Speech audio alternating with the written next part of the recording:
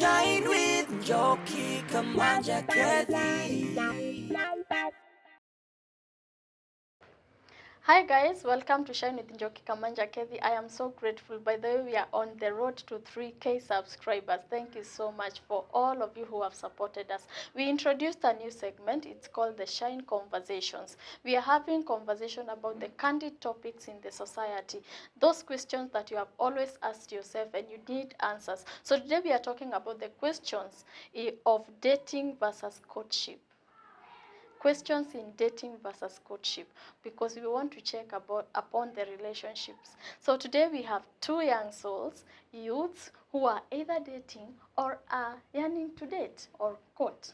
Let me not say dating or courting, because we need to get the definition. So we also have a counselor who is going to answer these questions so that we can also help you outside there. Join me today because I have two ladies, but because we don't want to gang up against the guy in the house, we are going to give him the privilege to introduce himself. So how are you? I'm fine. Leo, I want you to introduce yourself before we go to the topic of the day. My name is James Kimani. I'm a student, a fourth year student, and I'm really happy to be here. Oh, thank you very much for giving us the honor. And how are you? I'm fine, thank you. My name is Jacqueline Muruginjoe, and I'm born again, and I'm also happy to be here. Thank you so much for having us. Thank you so much also. And the counselor in the building. How are you? I'm fine. Leo, may I keep calm? Uko like, let these children talk. You made me sound old. No, I'm offended. sorry.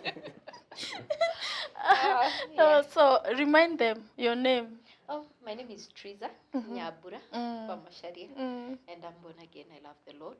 I'm a counseling psychologist by profession. Thank you so much for always gracing this place. Thank you for having me. I should be calling you Gracious Triza Masharia. Hallelujah.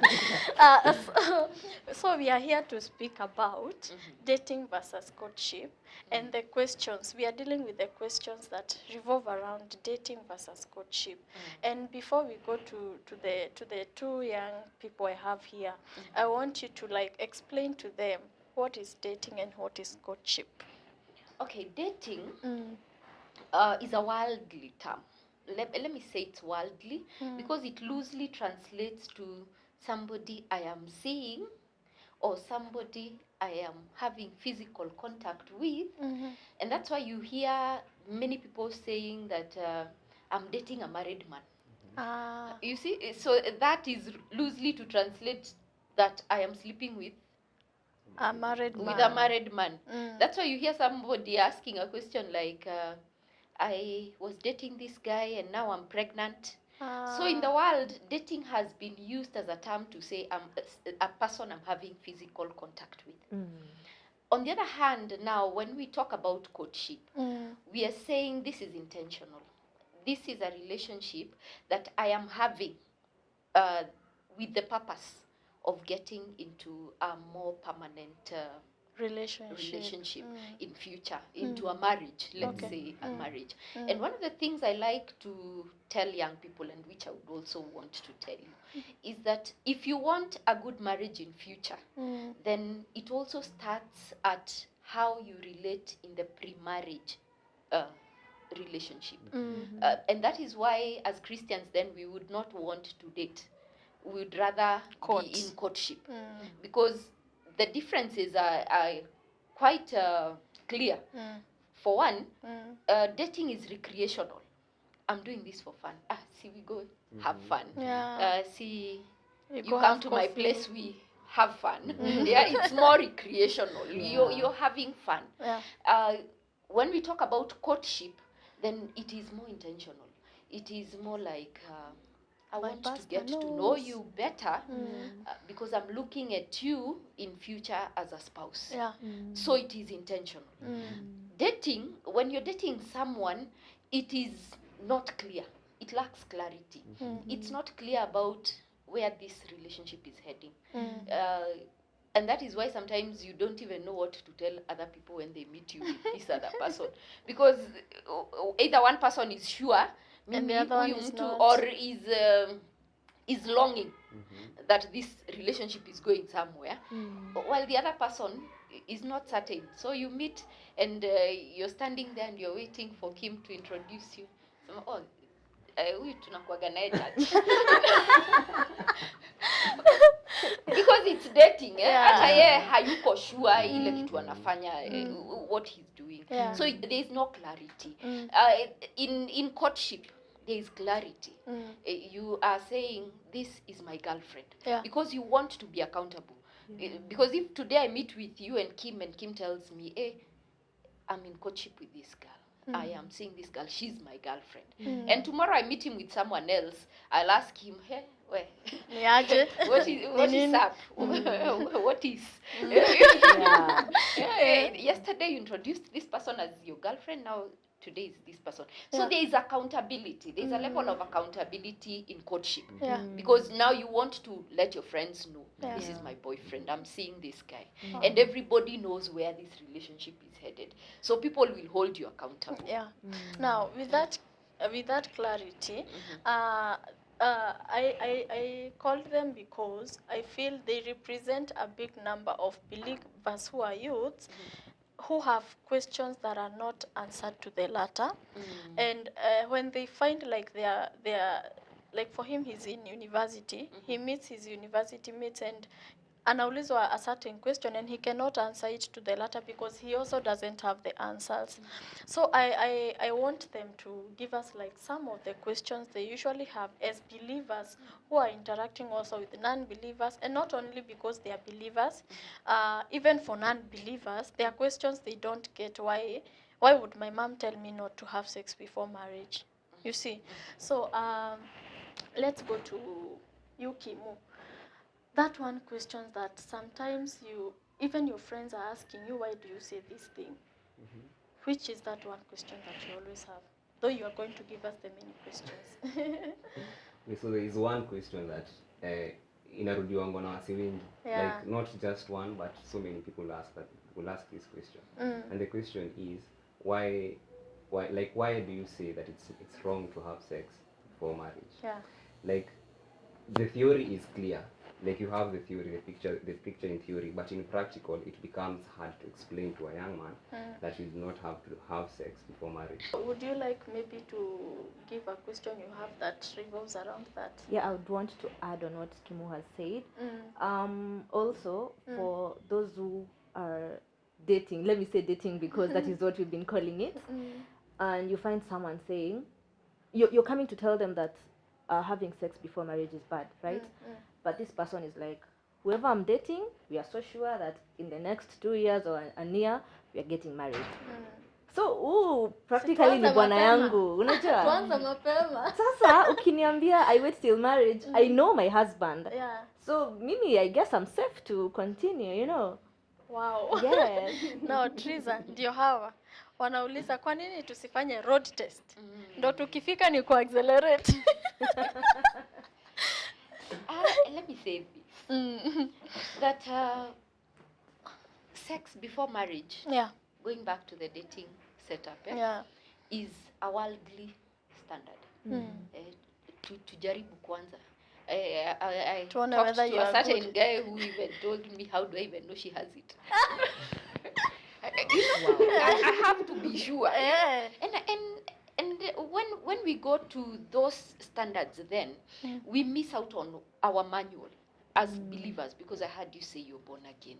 As believers, our manual is the word of God. And the word of God is very clear about fornication. Another thing I always say is that you might be thinking you're certain about this relationship right now. We are getting married, we are sure. Tumeenda Russia. But we've heard of marriages that break up even a day before the wedding day. So if you have slept with this person and then you marry someone else, Kimu, you'll have slept with someone else's wife. Wow. Yeah? you'll have slept with someone else's husband. So it doesn't make it right whichever way. Another thing is that it ruins the sexual relationship in future. If you have slept with other people in the past, and we are not ignorant of the fact that everyone has a past, but there is that part of your life where you get to this place and say, I'm not doing this anymore. I want to maintain my purity until I'm married. So if I have slept with this many people, there are things in Christianity we call soul ties. The Bible says that whenever you have sex with a person, you become one with that person. So I go have sex with this person, and then somewhere in the relationship we decide it's not working. So I drop this one and have sex with another person. Can you imagine the chain you will be dragging with you of people that you have been tagged to? And that is why you find it so difficult, and I've seen people in marriage struggling with this, that you have an ex, but every time this ex calls, you cannot say no. Because there is already a soul tie. You are already tied to this other person. So it is good that as much as it is possible for us to maintain a pure relationship before marriage. How about the expectations in the sexual relationship when you're married? You've already had sex with other people, so you have something to compare. You know? But if I had not had sex with someone else, then my experience with this guy is the only thing I know. It's the only thing I know. And so we'll be able to grow together into sexual intimacy together. So I think there are so many ways we can look at this, but whether it is in the godly aspect, whether it's in the worldly aspect, I just think sex before marriage ruins the future relationship. How about trust?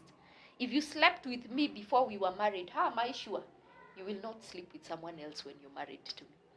So trust issues also get into the relationship early, even before the marriage has begun. So those are some of the things that actually will affect the marriage relationship if you engage in sex before.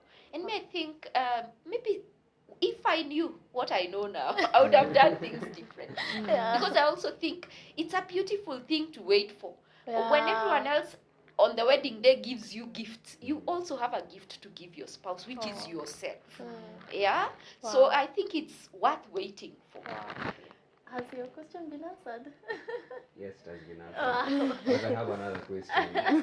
So maybe we can start with the lady, the question she has, so that we can. It's with the same topic. No, exactly what she said. Okay. She started on something that I think Okay. No, we go to the lady. I feel like, Teresa, you should really explain what you mean by marriage, because many people, I think we take it so lightly when you're told, I'm getting married, or no sex before marriage, as in, and the other people who have had it. So what is it sacred about marriage that I should hold myself until I get there? What is marriage? Marriage is a covenant between two people. By covenant, it means that it is a sacrificial relationship. It is permanent. The relationship is permanent.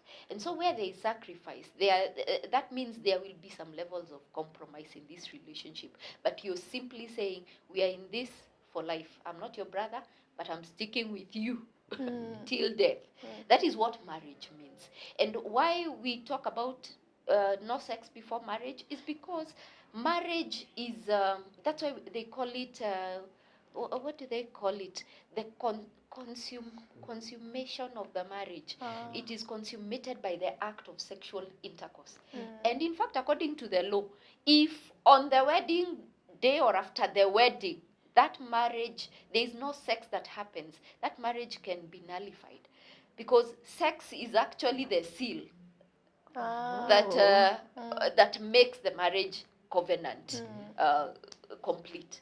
So now, what are you getting into if you've already consummated it before you have taken your vows?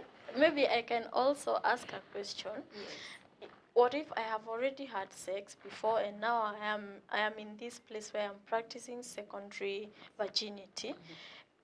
we have had people, if you say you're not a virgin and the guy who has approached you is a believer, they think, let me use, for lack of a proper word, you're a whore. I think that would be ignorant. Yeah. I was looking at something the other day. I can't remember exactly the statistics. Yeah. But the number of virgins, whether male or female, that are there right now, the number I don't think is encouraging. But that doesn't mean that you cannot be pure. Yeah. Because purity begins at the point where you decide, where you make a conscious decision that I am not defiling myself sexually any longer. So whether I've had sex in the past with other people and I get to this place where I decide enough is enough, I am not doing this. I'm saving myself until the person who actually commits comes my way. Yeah, and let me say this concerning the sexual activity before marriage. Why many dating people end up very devastated after a breakup? That's why you find a guy taking an axe and killing someone. It's because you have already done married things before you were married. So because of the investment that you have made in this relationship, you kind of become very devastated when the relationship breaks. Nilienda kwa Kim nikafua manguo alafu sasa amenirusha nje. And that is why there is so much drama when there is breaking up after dating. But in courtship, because they are just conversations that we are having that are deep and intimate, it's possible to be disappointed that it didn't turn out the way you wanted. But on the other hand, you're still left as friends because you got to share other things in common. So it's because of the investment, physical investment. Amenitumia, and you hear those terms being used. Amenitumia alafu akanidam. So that, I think, is what makes dating so devastating when it breaks up. And there's a breakup. For you, Kimu, another question that you have that maybe revolves around what she asked. Maybe not exactly what she asked, but what Madam Teresa has mentioned. Okay. And exactly the question that you've asked, but with a different perspective. You've talked about people, there's a term that you've mentioned called soul ties. And maybe I might not be really conversant with it, according to maybe how you have mentioned it. I might not be really conversant with it. So maybe you could maybe define it, and also to help the people that who will come in for questions in future, so that I can know exactly how to tackle the same question. Now, soul ties, like I said when I mentioned it, the Bible says that every time you have sexual intercourse with a person, you become one with that person. So your souls, not the bodies, but the souls are tied. Sex involves even the soul. Because sex is not just a physical act. Sex is spiritual. Sex is emotional. And sex is also physical. So when you get into an act of sexual intercourse, you are involving more than just your bodies. Your souls are involved. Your spirits are involved. Your mind is involved with this person. You are tied together. So soul ties simply means that you have become one with this person. So you go and have sex with another person, you become tied with that person as well. So those are three. So you can imagine if you have slept with 10 people. It's a chain. Yeah. Wow. I hope it has been answered. Yeah, it has been answered. So another question that you people have. The Bible says that you should not be unequally yoked. So you should be married to a believer. But in this day and age, you find most of the time guy mwenye ako church, he's not hajipresent venye anafaa kuwa, is not real. But then outside there you find people who are not believers but they are real. Unajua anakutreat vizuri nini. So, and when you come now to the Bible, you're like, ama nimuombe tu. Nitamuokoa au nitamsaidia. Mimi naona nikimsaidia because huku kwingine these guys are not real. And they're kind of masking themselves with religion. So you can never really know how this person is, like the real them. Lakini huyu mwingine unapatana na yeye, yes, anakuonyesha na chapanga mbili. Exactly. Lakini mimi kabisa mimi niko sawa, unajua. So you have to accept me the way I am. And tutasonga. Hapa naona future. Now, let me tell you what. It does not matter how real or how presentable a person who does not share your values looks. Values are key when it comes to a relationship. Because relationships are not just about presentation. You know, relationships are about what this person believes, what this person values, what this person, what makes this person tick. So if this guy, what makes him tick is an alcohol bottle, and you, it's Christ. When you get into that house together, I don't know how those values will match. And that is why it doesn't matter. And that's why there is the courtship. Because during courtship, you have an opportunity, and that's why it shouldn't be taken to the bedroom. It shouldn't even, courtship should not even involve house visits. Unless, of course, you're visiting your mother's house together. But not your house, your houses. The guy's house. Because you need to meet in a place where there is no risk of temptation. Wow. No, Kimu, we were speaking earlier and you were asking, kwa nini dema simtembelee? Kwani mimi nimeandika hapa mimi hiyo ndo kitu nataka. You know, Kimu was asking that question and I feel like you have touched on it and I want you to answer. Why do we look like namshuku na hajaniambia that's what he wants to do with me when I go to his house? Like lazima tuende pale kidogo kwa mall tuchape coffee kila time. Remember, these are two people who are attracted to one another. Yeah. He loves the way you look. He loves the way you talk. So why put yourself in a place where you are fighting temptation? I keep telling my daughter, every time you're with a man in a room and the doors close, their eyes turn red. You know? Because if this person really finds you attractive, there is a way you turn him on. And you cannot depend on your own control alone to be able to keep you away from temptation. So it's good to avoid compromising situations. You are also drawing boundaries. You know, during courtship, you're also telling this person, there's a line we will not draw. There's a line we will not cross, and we cannot cross. So as a way of drawing those boundaries, you're also setting standards to avoid us having to deal with that we crossed these boundaries. Why don't we put these measures in place? Let's not visit one another. I saw a couple from the US that was very intentional. Hao waliambiana hata mikono hatushikani. Because when two people are in love with one another, hata nikikuguza tu hivi electricity all over. Yes. So why are you putting yourself in positions that will cause you to compromise? Well, there was a question that had risen of in the Bible we have seen men who have married many women and they have had even concubines, and we haven't heard of the Lord having the problem with them. And maybe for them who have not gone into marriage, and even for like somebody like me who is in marriage, and one day husband tells me, you know, David had wives, so I am bringing them. How do you like explain that biblically and even to someone who is not a believer? In fact, nowadays, because times have changed. Yeah. Before, a marriage was purely between two people. That's why people would run to go and stop someone else's wedding, even if they had not wedded this person. Yeah. But now there are marriages which are potentially polygamous. There are marriages which are monogamous, purely. So even as you're courting, some of the discussions you need to have is the boundaries we were talking about, the standards you expect in the relationship. For me, one of the things I will not take is a polygamous relationship.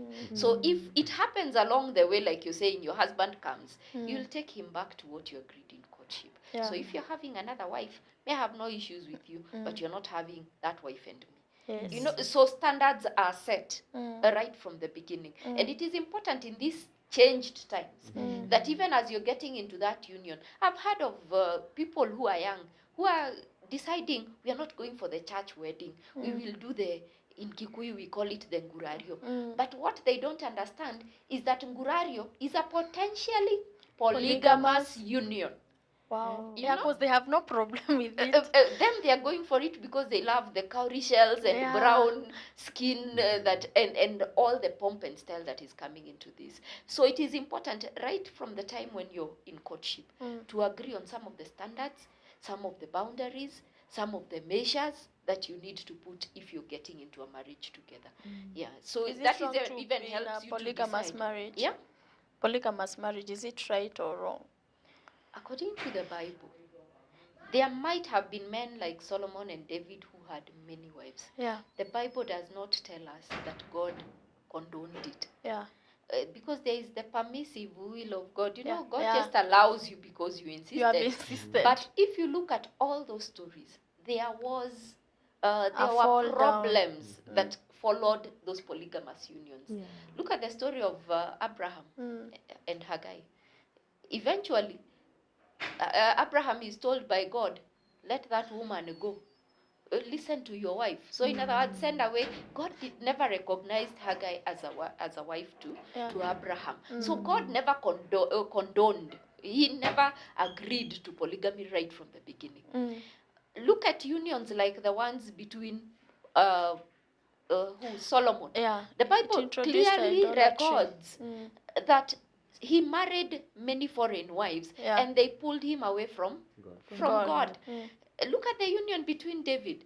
It led to his children being killing one another. Actually, they just killed one another, raped one another. You know, polygamy, whether in these days or in the days of the Bible, has never brought any good fruit. So polygamy is being done. There are religions that have no issues with polygamy. I would not say that they are wrong because those are based on their beliefs. But polygamy has never worked. And I want to be proven wrong. It is not working and it will not work even in future. Wow. You can only love one person at a time. Wow. You have any other question that you feel has not yet been answered and you have had a difficulty in it? I'm thinking of the same question about dating and having sex before marriage. Yeah.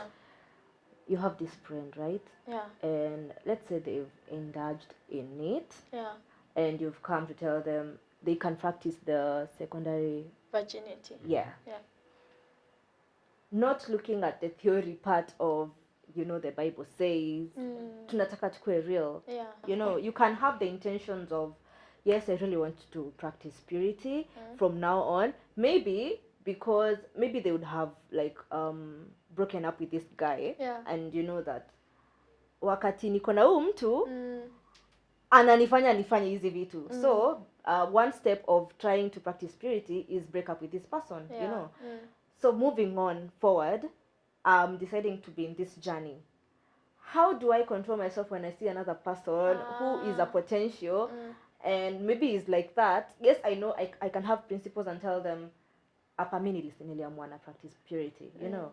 But then how do I myself control myself and also have these friends who are accountable, like who make me accountable to a point that if I said this is what I'm practicing, I'll stick to it. Wow. Yeah. I think you've answered most of your a big part of your question. One is accountability, partners, and even let me tell you, because the young people tend to think this is your struggle alone. Even among people our age, and I like to say this, even with the risk of knowing my husband might watch this. I also see people we are attracted to. You know, someone who might not necessarily be your husband. But one of the things that keeps us going is the things, the values that we have set for ourselves. There are things I will not do. I will not commit adultery. It doesn't matter who it is, the level of temptation that comes, and so I will have accountability partners, people who I will call and tell, hey, NJOKI, man, mimi jana sijalala, this guy. Sasa kwetu there is this kimzee. It's good to have people who hold the same values as you and people who can encourage you when you are faced by that kind of temptation. Even what you expose yourself to, the kind of music you're listening to, the kind of movies you're watching, you know, the kind of information that you are taking Feeding in even yourself. from social media. What are you listening to? What are you watching? What are your interactions?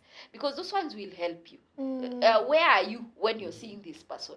Because I can't decide that me I'm keeping it pure and then I'm accompanying my friends to a club. You know, me nakunywa Sprite, give it to my eyes. You're already putting yourself in harm's way. So it all boils down to the choices you will make to support this value that you have purposed to live by. Wow. Yeah. So it's like now, make it deliberate, be intentional, that I have decided I am practicing purity, and now because of this, I think there are some places I will not go with my friends.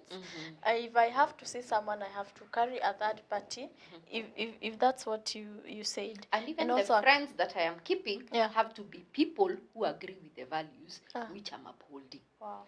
That you can decide, these friends of mine are still sleeping with their boyfriends. I have decided from now on, I'm not doing this. And because they will not encourage you in the new life that you're choosing, get rid of those friends. See, msiwahi kuja kwetu tena, but simply just avoid them. Just avoid in fact, them. wataenda wenyewe juu sasa. Kuna vile unaweza kuwakazia.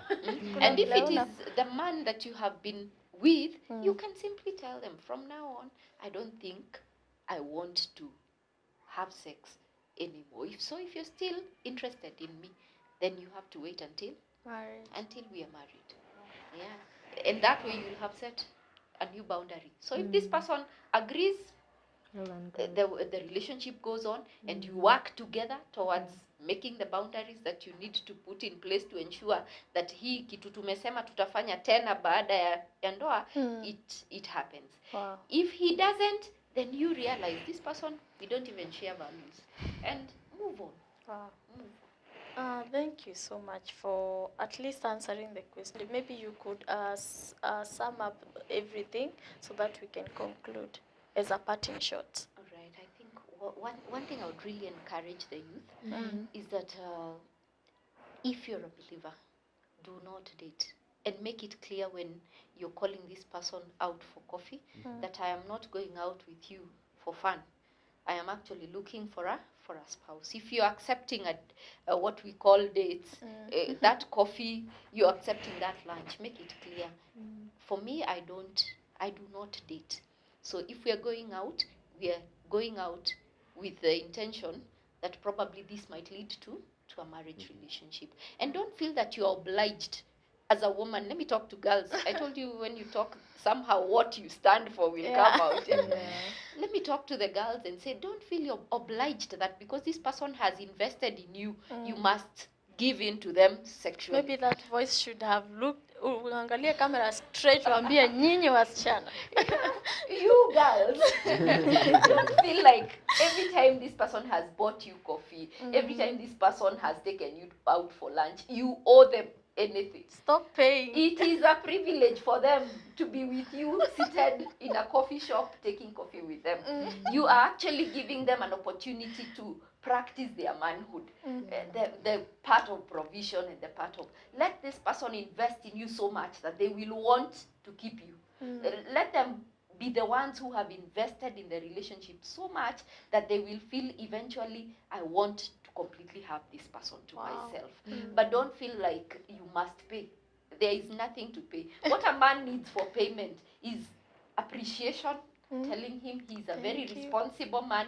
Thank you. That is all a man needs as appreciation for the coffees, for the lunches that they are taking you out for. So girls, keep your values. Once you keep your values, a man will value you. And they will want to put a ring on it. Thank you. Wow, that was so candid. Yani leo tumesafisha rada. Today we didn't sugarcoat it because we are the salt of the earth. Thank you so much for staying with us to the latter, and I hope that somebody has learned something, that every choice has a consequence. Thank you so much for watching. This is Shine with NJOKI Kamanja Kethi. As we always say, you're the light and you can shine. Shine with NJOKI Kamanja Kethi.